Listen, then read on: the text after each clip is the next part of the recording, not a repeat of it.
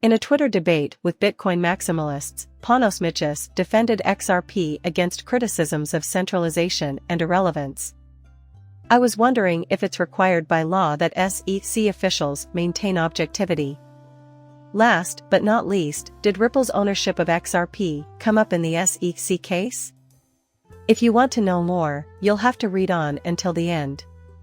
If this is something that interests you, I highly recommend watching this brand new video right now. Welcome to our channel, where we discuss recent developments in the world of XRP and other cryptocurrencies. Panos Michis, author of Understanding the Crypto Economy, got into an argument with a well-known Bitcoin maximalist and influencer on Twitter. XRP is the sixth largest cryptocurrency by market capitalization, but its legitimacy and importance have been called into question by the likes of Vlad Costella. The controversy began when Vlad Costella posted a devastating attack on XRP, characterizing it as a coin issued by a central bank with diminishing value. She was taken aback by XRP's continued market dominance and explained its success by unit bias and the false belief that it was connected to the banking industry. Michis, a prominent member of the XRP community, has brushed off these claims as flat earth thinking. He was dismayed that, in this age of abundant knowledge online, people were still spreading falsehoods to back up their arguments. Michis pointed people in the direction of an essay he wrote called Why XRP is the Most Misunderstood Cryptocurrency, in which he explained the technology behind XRP and dispelled some of the more popular misconceptions about it. He also tweeted on how XRP's public blockchain and open source code contributed to the currency's decentralized nature. Michis also mentioned how widely used XRP is, with the XRP ledger serving as a foundation for hundreds of projects and tens of use cases. He suggested that people visit the official XRP website to learn more about the many ways in which XRP may be put to use.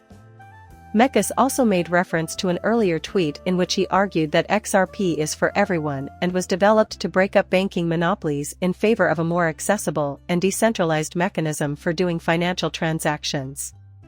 Note that the discussion between Michis and Vlad Costella is only one example of the many debates around XRP's decentralization. Ripple's CTO weighed in last week on a debate regarding whether XRP is truly decentralized enough. If you want to be among the first to know about breaking news, subscribe to our channel and turn on notifications. In terms of XRP, Ripple's general counsel, Stuart Alderety, revealed a fascinating tidbit concerning the legal obligations of SEC officials in the wake of the William Hinman affair. Alderety claims that the law mandates objectivity on the part of all federal employees, particularly those at the United States Securities and Exchange Commission. Would a person of reasonable caution have any doubts about the employee's objectivity? This is the inquiry that the law poses. As Alderety elaborated, the general counsel for Ripple has also stated that the public is now aware of the truth. He also brought up the importance of serving one's community. Notably, this part alludes to the universal truths that apply to every worker and serve as a possible foundation for behavior. Section 1 declares that federal personnel must choose adherence to the Constitution, ethical ideals, and the law over personal gain when performing their duties. At the same time, the section cited by Ripple's general counsel instructs government employees to avoid doing anything that would give the impression that they are breaching the law or the ethical standards set forth in this chapter. The question of whether specific facts provide the impression that a violation of the law or these standards has occurred must be answered from the perspective of a reasonable person in possession of such information. The continuing Ripple litigation has revealed numerous previously unknown facts about the SEC. You may recall that U.S. federal judge Sarah Netburn leveled charges against the SEC, using hypocritical litigation strategies in the Ripple case. During the legal battle over Hinman's files, it was revealed that the SEC had initially maintained that the speech was unimportant to a market understanding of whether or not the commission would regulate cryptocurrencies.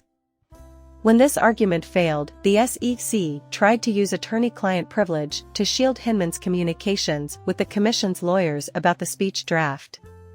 In light of these competing assertions, the judge concluded that the commission is taking its legal position for political rather than legal reasons.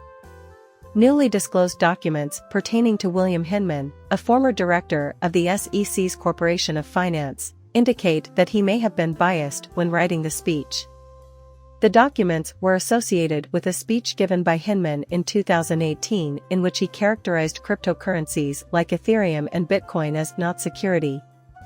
During his talk, Hinman mentioned that once a token has reached a certain level of decentralization, it would no longer be considered a security. However, the documents demonstrate, according to industry leaders, that the goal of the controversial Hinman speech was to let Ethereum off the hook.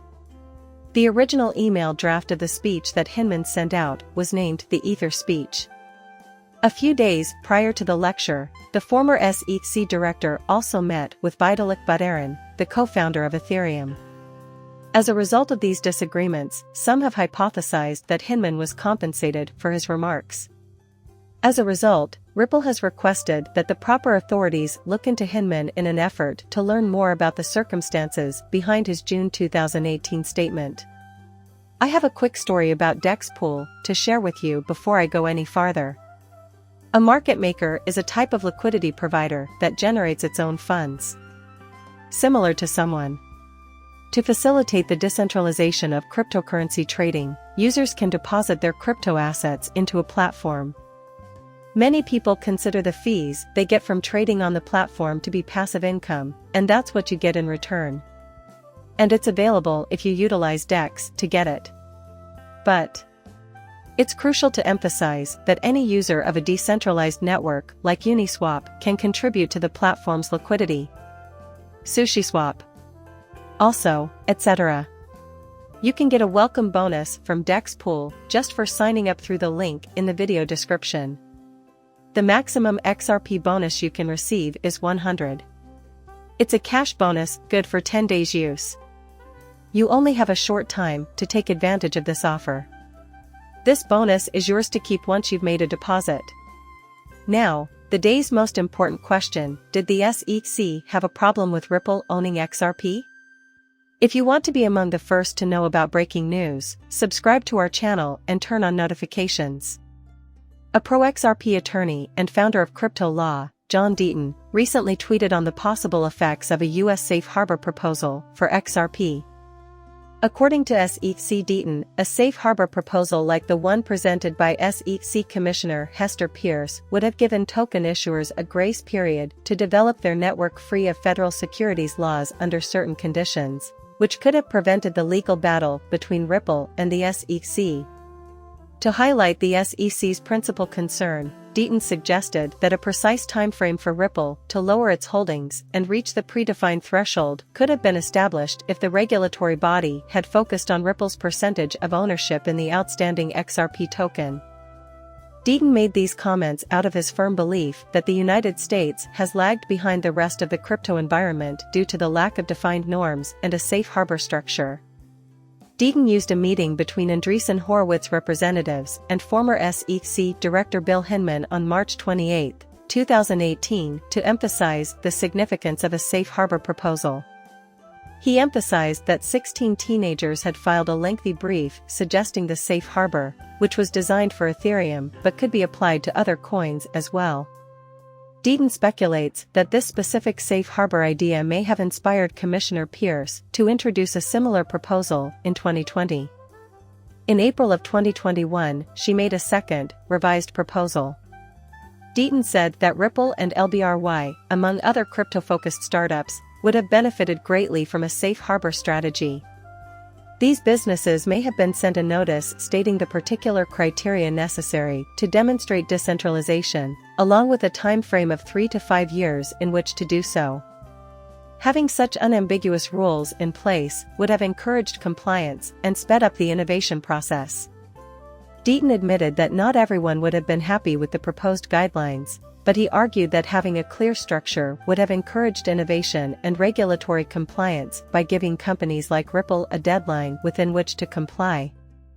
According to Deaton, Ripple's dedication to defending itself against the SEC's charges is seen by the ongoing legal struggle between the two parties and the lack of a safe harbor proposal and the lack of defined rules regarding token ownership.